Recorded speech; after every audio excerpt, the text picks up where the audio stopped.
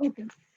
So now we are going to discuss the management of monochorionic twin pregnancy, which is a Green Top guideline, and it was published in 2016.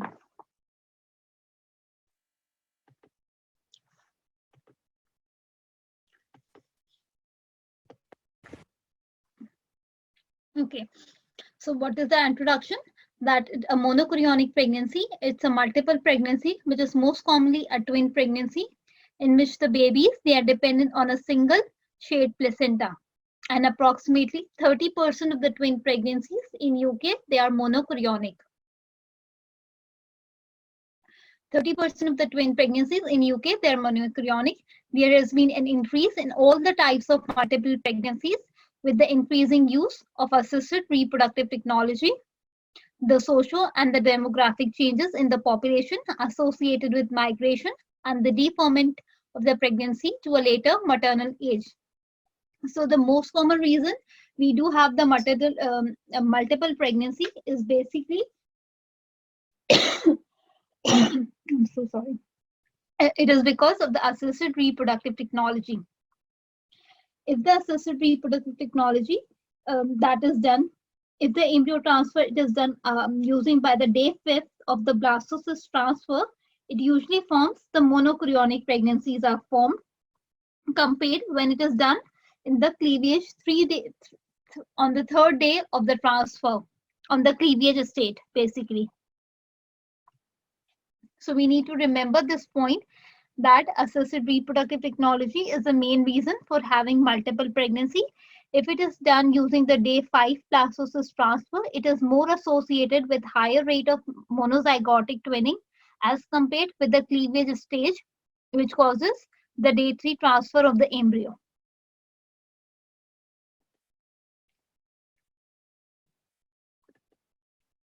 Now, what are the complications that we are going to speak in terms of monochorionic twin pregnancies?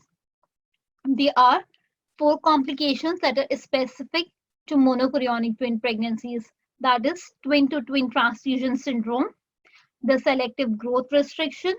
Another one is TAPS, that is twin anemia polycythemia sequence. And the last one is TRAP, that is twin reverse arterial perfusion. And for any pregnancy, any twin pregnancy, it is very common, that is single intrauterine death. Although which is not exclusive to monochorionic twin pregnancy, it is more common and it has global effects on the second twin or the co-twin. Now, if there's a single twin, that becomes a paper-like structure, that is preparaceous twin. The guideline does not tell us about this, but that we have studied in our, if we look in our textbooks, that was there in that. But it has never come, it's not a part of the guideline, so it will never come as a part of our question as well in the exams. So monochorionic diamniotic twin pregnancies, it carries a higher risk of having overall fetal and the perinatal loss compared with the dichorionic pregnancies.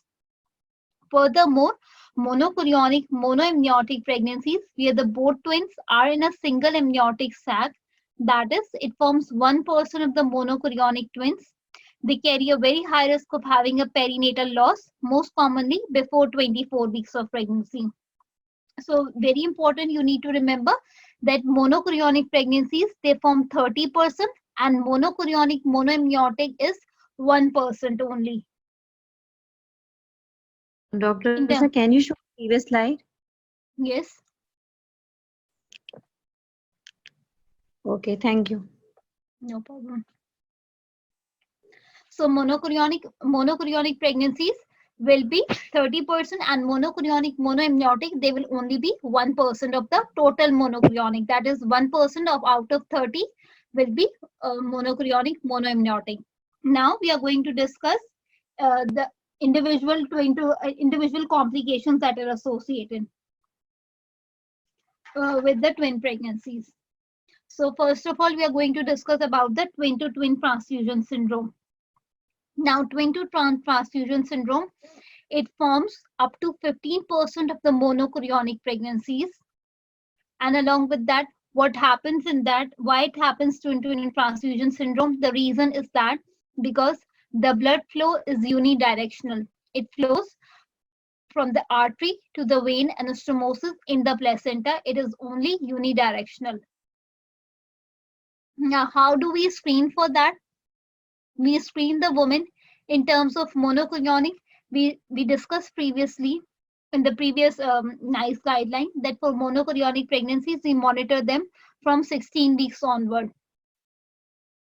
And we monitor them by doing an ultrasound examination from 16 plus 0 weeks onwards at 2 weekly intervals. Every 2 weeks, we are going to do it. And in that 2 weeks, what we are going to note? We are going to record the note and record the fetal biometry and the Likert volume. That is the deepest vertical pool, pocket, and fetal bladders. They should also be visualized. Now, because of this twin to transfusion syndrome, the woman will have the symptoms. There can be either sudden increase in the size of the abdomen, or she can have the breathlessness as well.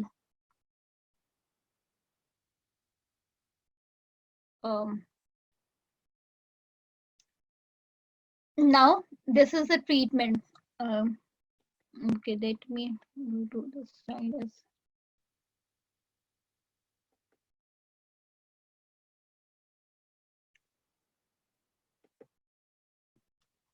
Now, this is basically the treatment. It says, okay, let me this not visible.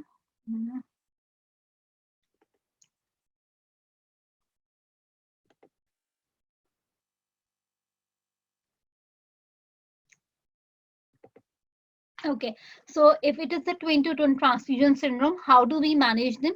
We manage them in 2 ways, depending on the gestation age. If it is before 26 weeks of gestation, you are going to treat the patient with, you are not going to treat the fetal medicine specialist. They are going to treat it by doing fetoscopic laser ablation. And after 26 weeks, the treatment option will either be amnioreduction or septostomy. These are the 2 options depending on the gestation age. Before 26 weeks, they are going to do fetoscopic laser ablation, and after 26 weeks, the option is amnioreduction or septostomy. And after the treatment has been done, then how we are going to manage them? We are going to manage them by doing weekly ultrasound, including the examination of the heart, brain, and the limbs. Along with that, serial measurement of umbilical artery Doppler, middle cerebral artery peak systolic velocity, and ductus venosus Doppler velocities. It should be performed. But after 2 weeks of the treatment, the interval, you're going to increase it to every 2 weeks, in which you're going to do the same things. That is umbilical artery Doppler, the middle cerebral artery Doppler, the ductus venosus, with documentation of the adequate fetal growth by calculating estimated fetal weight. I'll repeat this point again, that once we have managed the patient either by doing fetoscopic laser ablation or amnioreduction or septostomy, after doing these procedures, for the first 2 weeks, we do an ultrasound. We are not going to do, they are fetal medicine specialists, they are going to do the ultrasound, in which they are going to examine the heart, the brain, the limbs of the baby, along with that umbilical artery Doppler, middle cerebral artery Doppler, and the ductus venosus Doppler. It will be done for the 2 consecutive weeks, first 2 weeks. But after those 2 weeks, then it is going to be done again every 2 weekly till the time of delivery. And when do we deliver the patients with twin to twin transfusion syndrome? We deliver them in between 34 plus 0 weeks till 36 plus 36 weeks of gestation.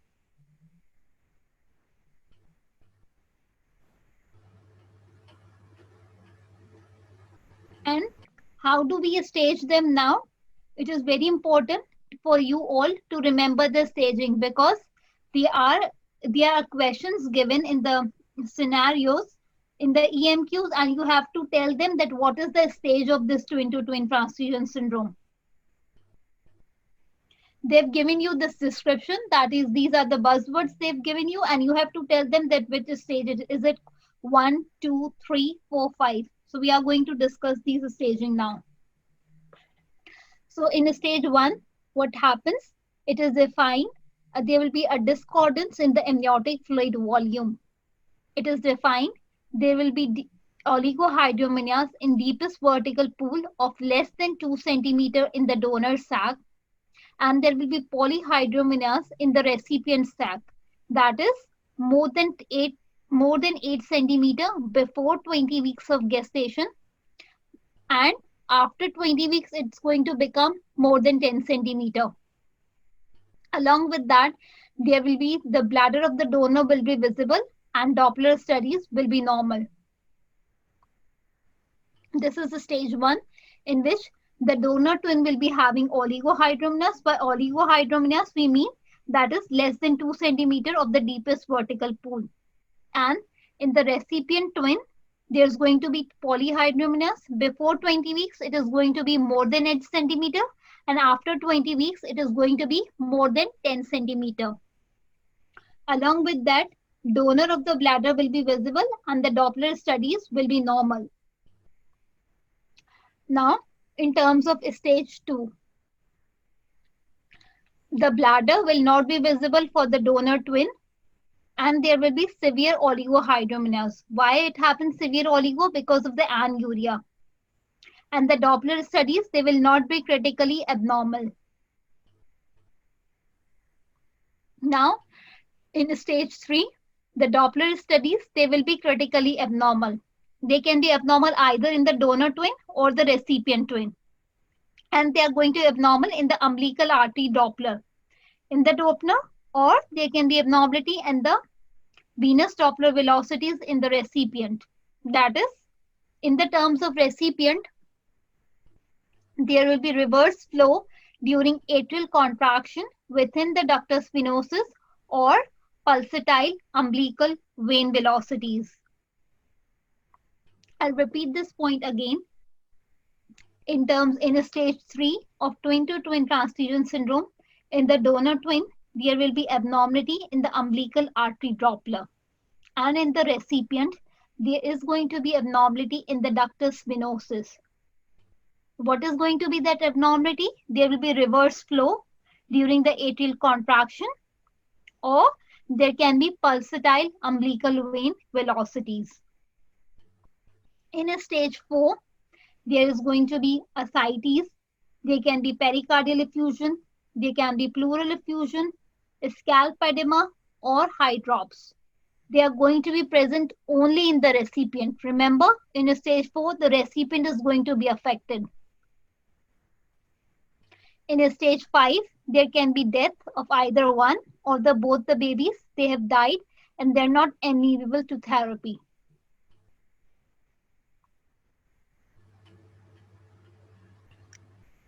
So again, we are going to repeat this twin-to-twin transfusion syndrome again because it's very important. So what is the incidence? It occurs in up to 15% of the twin pregnancies, monochorionic twin pregnancies. The cause is that because it happens because the direction of blood flow, it is unidirectional in from artery to vein anastomosis. And once it has been diagnosed that it is a twin-to-twin transfusion syndrome, that for that we are going to screen it by doing an ultrasound from 16 weeks onward every 2 weekly. And because of this, because the size of the abdomen is going to, because the fluid is going to collect inside the abdomen, size of the abdomen can increase, or there can be difficulty in breathing for the woman, that is breathlessness. These are the common symptoms that the mother will experience in case of twin-to-twin transfusion syndrome. Now, once she has been diagnosed that she is having twin-to-twin transfusion syndrome, we treat them. If it is before 26 weeks, they are going to do fetoscopic laser ablation, and after 26 weeks, either amnioreduction or septostomy can be done. Now, after doing fetoscopic laser ablation, how we are going to monitor them? For the first 2 consecutive weeks, we are going to do weekly ultrasound. But after those 2 weeks, we are going to monitor the fetus every 2 weekly by doing the Doppler umbilical artery Doppler, the middle cerebral artery Doppler, the ductus venosus, and along with that, the fetal biometry. And these twin-to-twin transfusion pregnancies, which are complicated, they should be delivered in between 34 to 36 weeks of pregnancies. Am I clear for all of you so far?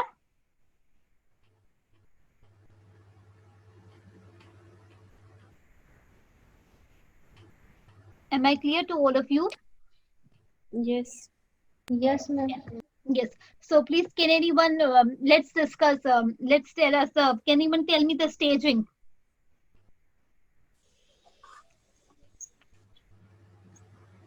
There are 5 stages. In first stage, the donor bladder is usually seen, and there is oligohydramnios of less than 2 centimeter deep vertical pool, and donor there is no abnormalities in the and in donor twin the the bladder will be visible. Yeah. And in stage 2. No, what about the recipient twin? The other twin. In recipient twin, the umbilical fluid volume before 20 weeks, it will be more than 8 centimeter, and after 20 weeks, it is more than 20 centimeter. No, after 20 weeks, it is going to be more than 10 centimeter. Yes, half of it. Yes, half of it. Yes. Yes, and very right. Now, in terms of stage 2? In stage 2, in donor twin, bladder will not be visible. And there will be, and the Doppler is not critical. And in case of recipient twin, there will be in a stage 2 in the recipient, there will be nothing will be there in a stage 2 for the recipient. Okay. And in stage 3, yes, stage 3, there will be severe oligohydramniosis, and vertical in donor twin there will be severe oligohydramniosis, and Doppler no. In a stage 3 is critical. Yes, in a stage 3. Now in a stage 3, there will be only problem with the Doppler studies, only with the Doppler. Yes. Okay. So what is going to be the problem in the Doppler? In the Doppler, umbilical artery Doppler will be abnormal in case of donor twin, and in recipient twin, middle cerebral umbilical artery Ductus venosus, umbilical vein velocity will be pulsatile, and ductus venosus Doppler will be present in case of atrial contraction. Yes. So in terms of donor will be artery and the recipient will be vein. You can remember like this. Donor with artery and vein with the recipient. Okay. So in a stage 4? In stage 4, there will be ascites, pericardial effusion, pleural effusion, scalpedema, and hydrops fetalis. In the? In the donor twin. Donor twin. No. Sorry, recipient. Yes, exactly. Recipient. Polyoli syndrome. Yes. And in stage 5?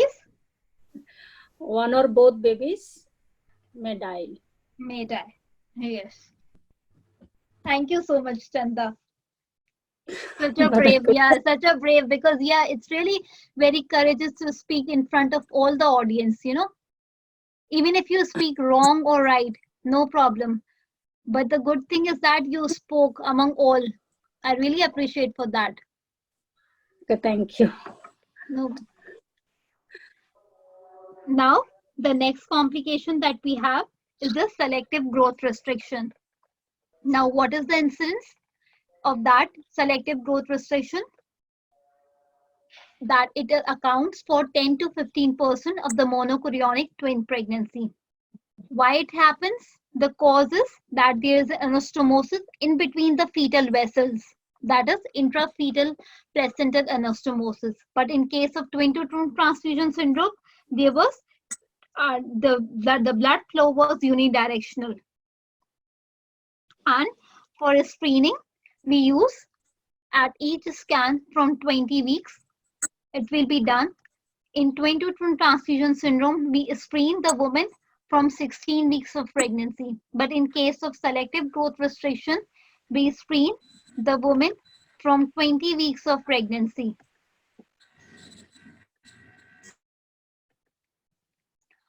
And we measure either the estimated fetal weight or the biometric parameters. Now, in terms of management, in terms of twin to twin transfusion syndrome, we manage them before 26 weeks or after 26 weeks. We divide them according to the gestational age. But in case of selective growth restriction, there's nothing like that. You can treat them either by two ways, either by selective termination using bipolar cord occlusion, or you can either use radio frequency ablation. There are two ways to treat them, either bipolar cord occlusion or radio frequency ablation. You are not going to the one to do it. It is the fetal medicine specialist. They will do it for you because they are the person who are specialized. Now, once they have been managed, how do we monitor them after that? We monitor them. Dr. Aksa, Yes. selective termination means feticide? Yes, it is one of, yeah, it can be interchangeable term, yes. Okay, thank you. Yeah. And in terms of the monitoring, after the treatment, after the management, you're going to monitor them. You're going to monitor them every 2 weeks with fetal Doppler by using umbilical artery Doppler and the middle cerebral artery Doppler, along with that, in which you're going to measure the pulsatile index and the peak systolic velocity. If the umbilical artery Doppler are abnormal, then Doppler assessment will be taken in accordance with the national guidance, that is measuring the ductus venosus waveform. So also in twin to twin transfusion syndrome, we were monitoring every 2 weeks. After the first 2 consecutive scans, we are monitoring them every 2 weeks, and also for selective growth restriction, we are monitoring them every 2 weekly. So monitoring is almost similar in both of them. Now, in terms of delivery, in terms of selective growth restriction, if it is type 1, we deliver them by 34 to 36 weeks of pregnancy. But if it is type 2 and type 3, our plan of delivery to deliver them is by 32 weeks unless there is any concern. So we deliver them, and before, if we deliver them before, definitely we are going to deliver them by under the cover of steroids. Antenatal steroids will be given to them.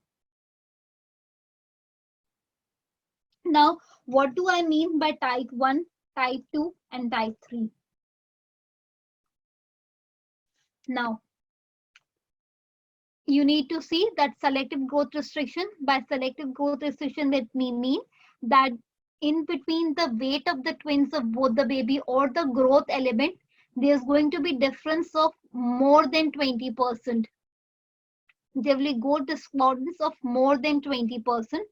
Along with that, it occurs in 10 to 15% of monochorionic twin pregnancy that we already discussed. Now, in terms of selective growth restriction type 1, there will be growth discordance, that will be imbalance between the growth of both the twins. But there will be positive diastolic velocities in both the fetal umbilical arteries. Umbilical artery Doppler will be showing the positive diastolic velocities in twin 1 as well in twin 2 also. In a stage 2, what will happen? There will be growth discordance. Either there can be absent or reverse end diastolic velocity in one or both the fetuses. And in terms of type 3 or the stage 3 of selective growth restriction, there will be growth discordance with cyclical umbilical artery diastolic waveforms. There will be cyclical. First, it is going to be positive. That we in stage 1, it was positive. So in a stage 3, it is going to be positive. Then it can be absent, then reverse. And it is going to be taken the same wave pattern throughout. It will be like in first, it is going to be positive, then absent, then reverse. This is in case of stage 3 of selective growth restriction. Now, there's a very important point that I want you all to tell you in terms of twin-to-twin transfusion syndrome and selective growth restriction. There's a very minute difference that you need to understand. That is mentioned in the strategy, and there are questions also related to it. If you solve the books, if you start solving them. So in twin-to-twin transfusion syndrome, remember, there was 2 things there. There was in the donor, there was oligohydramnios, and in the recipient twin, there was polyhydramnios. But in case of selective growth restriction, in the one of the twin, they did not say whether it is donor or the recipient. In one of the twin, there will be oligohydramnios, but in the other twin, the liker will be normal. And this is the differentiating point to identify whether it is selective growth restriction or whether it is a twin-to-twin transfusion syndrome. It's a differentiating point in between 2 of these conditions. Am I clear in this differentiating point? Yes, ma'am. Dr. Aksa, will it be not be isolated selective growth restriction? Sorry? Can we call it as isolated selective growth restriction, that oligo in one amnion and normal in another? No, you can't call it, because the guideline does not say anything like that. Because both the twins can have the same abnormalities, like the umbilical artery Doppler changes. They can be positive, then absent, and the reverse. Okay. The only difference will be in the form of polyhydramnios, oligohydramnios, and the normal volume of the liker. That is the difference in both 2 of them. Okay. Okay. So I will repeat this again. Selective growth restriction. It happens in 10 to 15% of the monochorionic twins. It is the incidence. Why it happens? Because there is an anastomosis in between the vessels of the placenta, that is intrafetal placental anastomosis. We screen the selective growth restriction from 20 weeks of pregnancy, while in case of twin-to-twin transfusion syndrome, we screen it from 16 weeks of pregnancy, and it is done every 2-weekly interval. Now we manage them either by selective termination using bipolar cord occlusion or radiofrequency ablation. But in case of twin-to-twin transfusion syndrome, if it was before 26 weeks of pregnancy, we did fetoscopic laser ablation, and after 26 weeks, we did amnioreduction or septostomy. In terms of monitoring, almost the monitoring is same for both of them, that it will be done every 2-weekly by using Doppler studies. Either it could be umbilical artery Doppler, middle cerebral artery Doppler, or peak systole, umbilical artery Doppler, middle cerebral artery Doppler, or the ductus venosus Doppler. And now in terms of delivery, in type 1, we are going to deliver it in between 34 to 36 weeks of pregnancy. Why we deliver them early? Because still the Doppler studies are bit better as compared to type 2 and type 3. So we deliver them in between 34 to 36 weeks of pregnancy under the cover of steroids. In type 2 and in type 3, we deliver them, we plan the delivery by 32 weeks of pregnancy. But it can be done before that if there is any concern.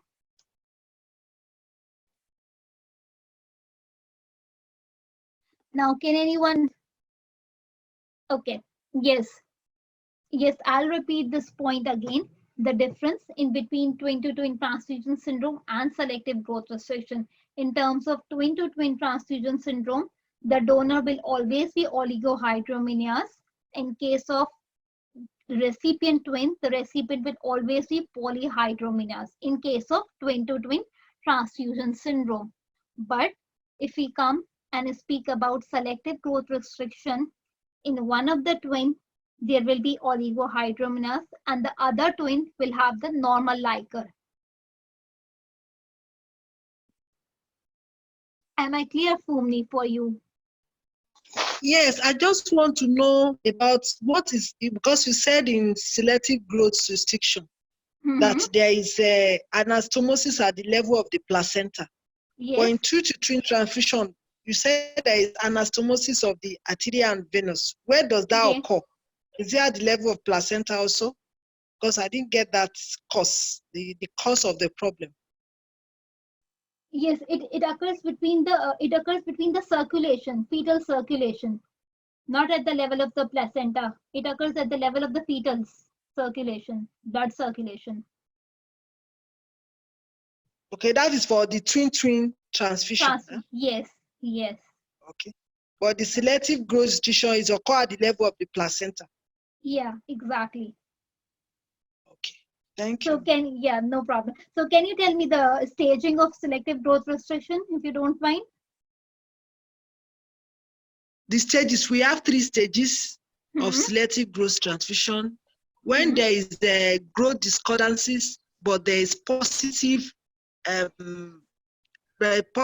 umbilical artery Doppler.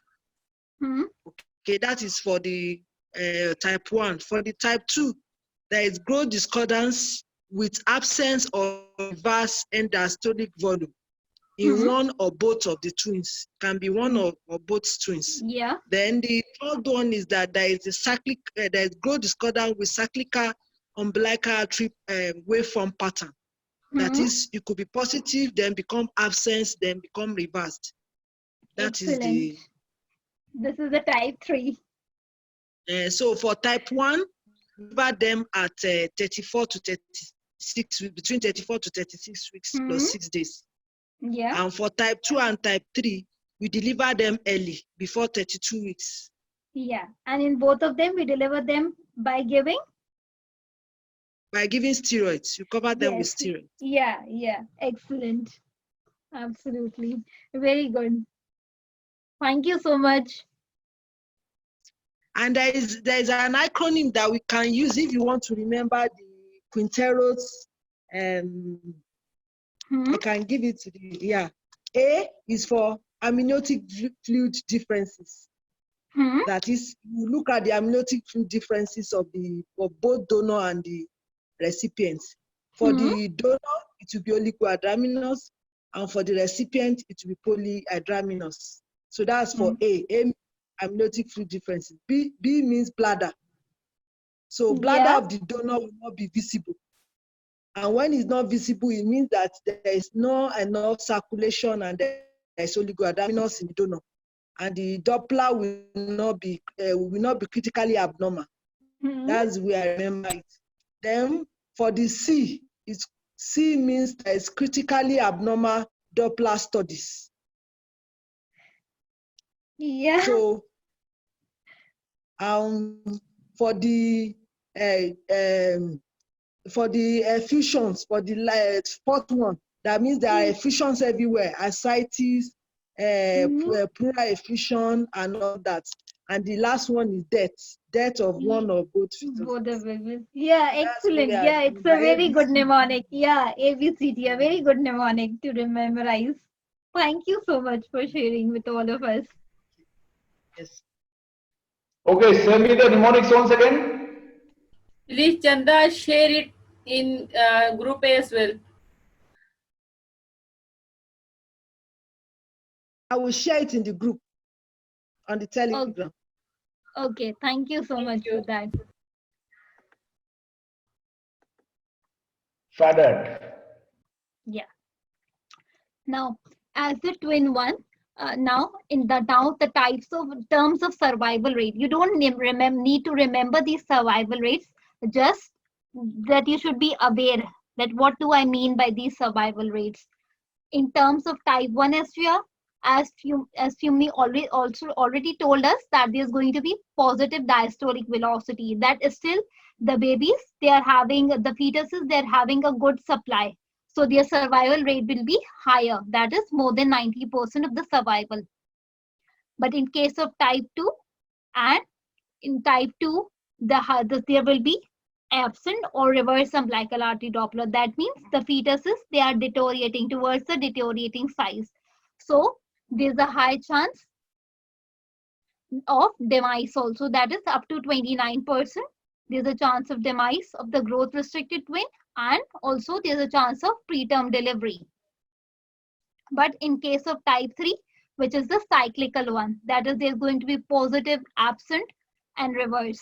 This is going to, so for that, there's a chance that there can be demise, that there can be fetal death, 20% chance, and along with that, there's a chance that there can be neurological injury in the larger twin. You don't need to remember any of the percentages, just you need to remember that the prognosis is good in terms of type 1 SVR. However, the prognosis then becomes poor if we go to type 2 and type 3. Now the next one we have is the twin anemia polycythemia sequence, that is TAPS. This is the third complication of monochorionic pregnancies. So it occurs in 2% of the uncomplicated monochorionic diamniotic pregnancies, but it occurs in 13% of the monochorionic twins post laser ablation. That is, after, once we were treating twin to twin transfusion, that is radio frequency ablation we were doing. So the complication of that can happen is the TAPS, that is twin anemia polycythemia sequence, and as a result of that, it occurs in 13% of the monochorionic twins. I'll repeat this point again. For twin to twin transfusion syndrome, our treatment option before 26 weeks was radiofrequency laser ablation. Because of that radiofrequency ablation, the twins, after the treatment, that is the laser ablation, there's a chance that the twins can have anemia and the polycythemia. That is the complication of the treatment that happens in 13% of the monochorionic twin pregnancies. Or it can also occur separately from it also. There can be two ways either it can affect. It can affect as a complication of twin to twin transfusion syndrome, or it can happen as a separate entity as well. Now, what is the cause of twin anemia polycythemia sequence? The cause is there is going to be anastomosis between the minuscule vessels, that is the small vessels. It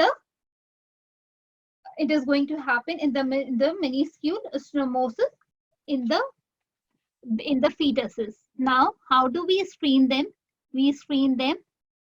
Now, what does it say in terms of screening? Look, it says that following fetoscopic laser ablation for twin to twin transfusion syndrome and in other complicated monochorionic pregnancies, they should be referred to the fetal medicine specialist, where they will monitor them by serial middle cerebral artery peak systolic velocity Doppler. So for TAPS, the screening tool is middle cerebral artery Doppler peak systolic velocity. Remember this. But in case of twin to twin transfusion syndrome, or in case of selective growth restriction, we studied that the screening tool is a normal ultrasound. But in case of TAPS, that is twin anemia polycythemia sequence, the screening test is middle cerebral artery Doppler peak systolic velocity. Now, how do we manage them? The only treatment option for this condition is the same like twin to twin transfusion syndrome, that is fetoscopic laser surgery. It is the only treatment option for the cause of this disease, that is, it is in analogy with twin-to-twin transfusion syndrome. And after delivery, how do we monitor that whether it is the affected twin? After delivery, what is going to happen in both the twins? There's a chance that the donor twin can be severely anemic, and if it is anemia, the donor will require the blood transfusion, of course. And in the recipient twin, there is going to be polycythemia, and to correct polycythemia, we require partial exchange transfusion. And the level of the difference of hemoglobin will be greater than 80 grams or 8 grams per liter with a reticulocyte count greater than 1.7. And this is, we are talking after delivery or at the time of birth.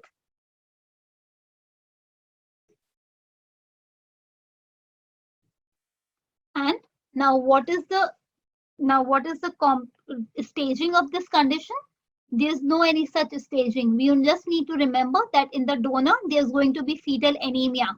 And because of the fetal anemia, middle cerebral artery Doppler will be higher. That is, the peak systolic velocity will be more than 1.5 multiples of median. And in case of the recipient, where there is polycythemia, the middle cerebral artery Doppler, it will be less than 1 multiple of median. I'll repeat this point again, that as the donor twin is anemic, so for that we monitor the donor twin by doing middle cerebral artery peak systolic velocity, which is going to be more than 1.5 of the normal median. And in case of recipient, there's going to be polycythemia, in which the middle cerebral artery Doppler peak systolic velocity will be lower. How much lower? It will be less than 1 multiple of median. I'll repeat this quickly again. Twin anemia polycythemia sequence. It is the third complication of the monochorionic twin pregnancy. It can happen in 2% of monochorionic and diamniotic pregnancies, and 30% after fetoscopic laser ablation after the treatment of twin-to-twin transfusion syndrome. The cause is that there will be minisecule artery to vein anastomosis. And we screen this condition, that is TAPS or twin anemia polycythemia sequence, by doing middle cerebral artery Doppler peak systolic velocity. However, if we are screening either twin-to-twin transfusion syndrome or selective growth restriction, we screen them by doing ultrasound. In terms of management, the management is similar to twin-to-twin transfusion syndrome, that is fetoscopic laser ablation. And after delivery, we expect that the donor twin will be severely anemic, and because of the anemia, the treatment is blood transfusion. And in the recipient twin, there is going to be polycythemia. For that, the treatment is partial exchange transfusion. And after delivery, to diagnose, there will be hemoglobin difference in between both the twins. It will be greater than 80 grams per liter, and the reticulocyte count will be greater than 1.7. Now, who is going to tell me the staging of TAPS?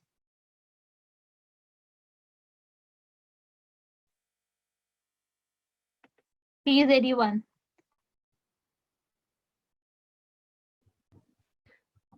There is no staging of TAPS. It's a 2% complication of in monochorionic diamniotic twins, and after laser ablation, its incidence is 13%. And we monitor through middle cerebral artery peak systolic velocity in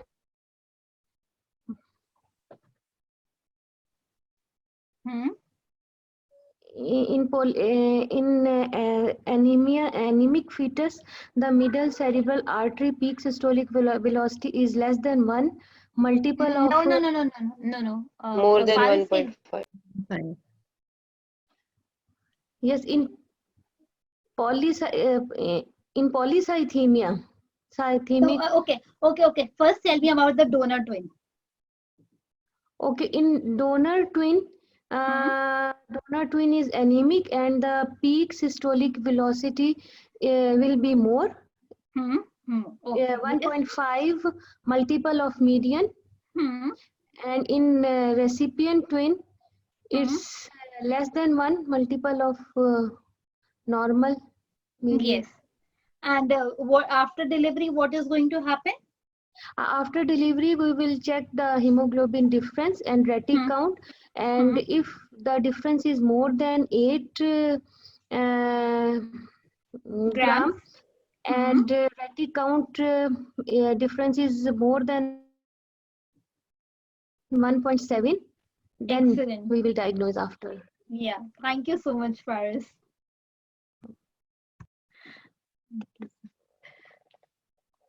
Now, the last complication, which is related only to monochorionic, is a twin reverse arterial perfusion, which is a very rare condition. That is, it forms only 1% of the monochorionic twin pregnancy. It is the acardiac twin. There will be no cardiac tissue, and it will be the only anastomosis in this condition. There will be artery to artery anastomosis on the level of the placenta. That is, we call it also as a ghost twin. Is also, this condition is also called as the ghost twin also. So in this condition, you just need to remember two only things: that it is a very rare condition, that is 1%, and it's an acardiac twin, which is having the causes, that only the causes in between to artery anastomosis at the level of the placenta or on the surface of the placenta. Now, after this, Norma, can you yes, explain that? I didn't get the explanation of that trap. okay, How yes, does it? I'll I explain. want to. Yes, sure. I'll explain it to you again. No problem. Look, in case of trap, it is twin reverse arterial perfusion. The name itself says that it is a blood perfusion is reverse. You understand my point, that the blood is going to flow from the normal pump twin into the other twin. That one of the twin will receive all the blood, while the other twin, it has no any cardiac tissue. So it will not receive any of the blood supply. That is why we name that twin a cardiac twin, absent of cardiac tissue. Deoxygenated blood is transfused. That's true. And it happens. Why it happens? Because there is an anastomosis at the level of the artery on the placenta. And it has a negligible survival rate. Am I clear to you? So that means that the acardia, the baby that does not have cardiac activity, is receiving blood from the one that have. Yeah, it does not have any cardiac tissue at all. Okay. So that but means it's there is receiving no heart. blood from the normal baby. Yes, it is receiving Yes, I know blood from- acardia means no heart. Yeah, no heart. Yeah. Yeah. Okay, so And the there is problem is, reverse. yes, that is why it is reverse. The name itself will tell you. So you don't need to memorize it. You just can think of it by remembering the name. It is in the reverse. Okay? Okay, ma, thanks. Okay, no problem. Yeah. Okay, so after all these complications that we have studied, now how do we manage them? Please just one second. Okay, so in terms of management, once we've studied that what are the complications, now we need to understand.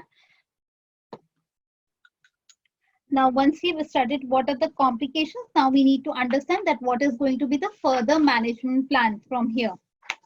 So in terms of further management plan, the clinicians should be aware that monochorionic pregnancies, they complicated by twin-to-twin transfusion syndrome, selective growth restriction, or TAPS, they are still at risk of having fetal death and neurological abnormality.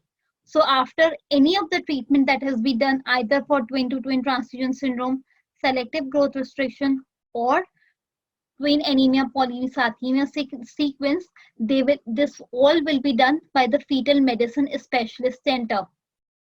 Now, after doing the treatment, what do? They do fetal MRI of the brain, may be performed 4 weeks after the demise of the second twin to detect any neurological morbidity, if this information would be of value in planning the management. Now, if one of the twin has died in utero, so in order to take care of the other twin, what do? We do the MRI of the brain after 4 weeks, because it will tell us about the neurological abnormality, plus it will help us in planning the further management. Now, if one of the twin has died in case of monochorionic twin, the risk of the other twin dying inside is 15%. And if you double it in terms of neurological abnormality, it becomes 30. But it is slightly less than that. That is 26%. But if we talk about in terms of dichorionic twin, the risk of death is 4% for the other twin to die if one twin has already been died in utero, and the other twin for having the neurological abnormality, it is 1%.